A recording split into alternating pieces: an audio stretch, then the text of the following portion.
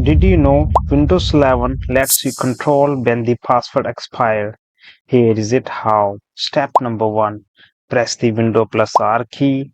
So in this box type this simple command losermgr.msc. Then click on the OK tab. So in this slide simply double click on this user folder. So in this slide, double click on this select your account first. So I'm going to select my account administrator. Simply double click on this account. So in this slide, you simply check this box, password never expired. Check this box, then click on the apply tab, then click on the OK tab. And boom, it will stop the password expiration.